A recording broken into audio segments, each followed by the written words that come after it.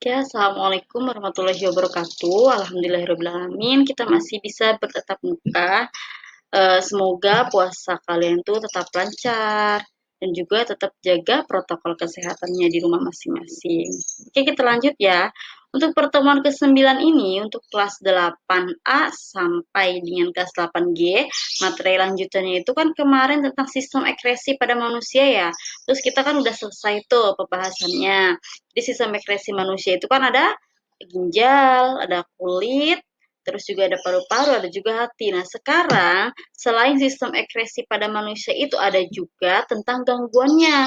Gangguan pada sistem ekskresi pada manusia ataupun penyakit-penyakit apa saja nih yang terdapat pada sistem ekskresi pada manusia. Kita bahas satu persatu. Oke.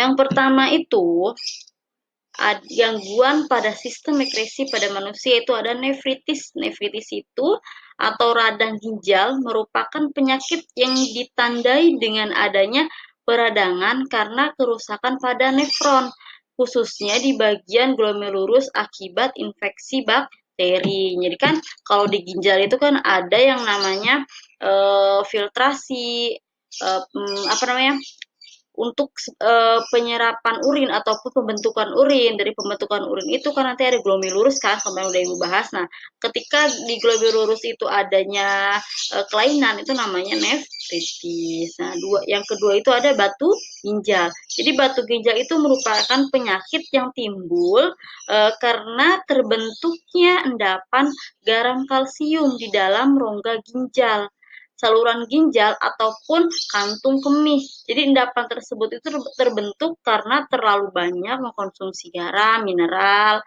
kurangnya minum air putih, dan juga sering menahan kencing nih. Yang batu ginjal, yang sering banget yang males ke kamar mandi nih, suka menahan air kencing, itu nggak boleh ya, karena akan terbentuknya suatu kristal ataupun pembentukan pengendapan garam kalsium di dalam ginjal. Nanti adanya penyakit batu ginjal. Yang ketiga itu ada albuminuria. Yang albuminuria itu penyakit karena adanya kerusakan pada glomerulus.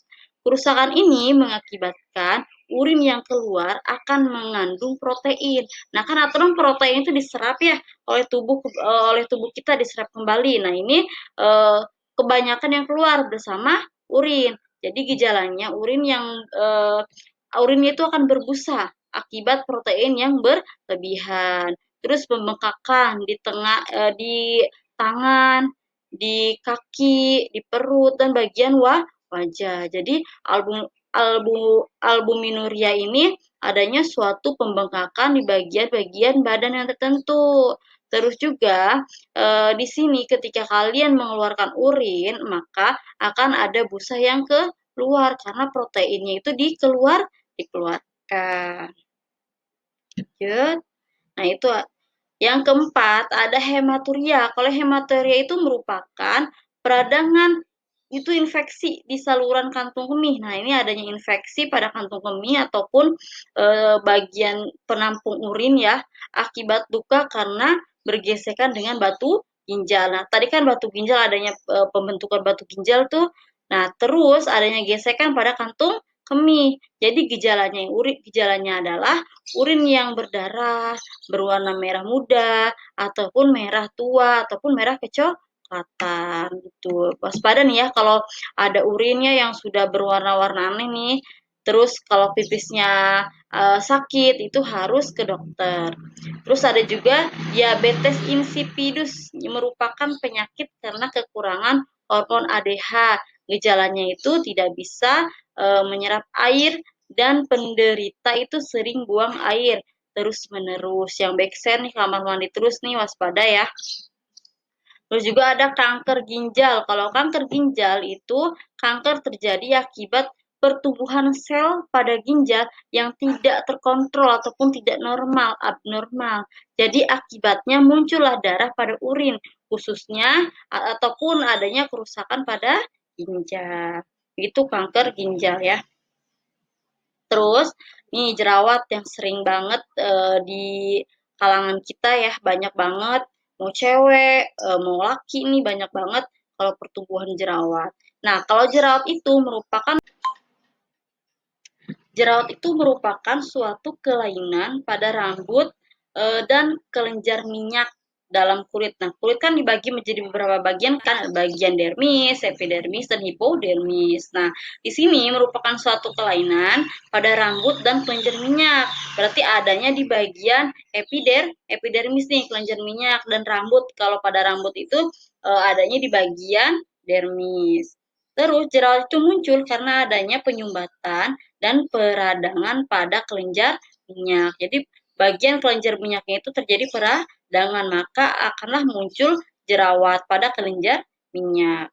Terus yang ke-8 itu adanya biang keringat. Biang keringat itu terjadi karena adanya penyumbatan pada kelenjar keringat oleh sel-sel kulit mati yang tidak dapat terbuang sempurna. Jadi ketika harusnya ada pergantian kulit nih, pergantian sel baru, tetapi di sini kulit matinya itu tidak terbuang sempurna, maka disitulah muncul tuh biang keringat akan bintik-bintik di kulit kalian. Oke, tokennya untuk masuk ke token IPA ataupun ke tugas. Nah, di sini tokennya di sini tulisan ya, kelainan. Nah, di sini ikutin tulisannya. Oke, untuk kelainan ataupun materi ke-9 ini udah selesai, di bab 3 itu selesai. Jadi bab 3 udah cukup selesai ya.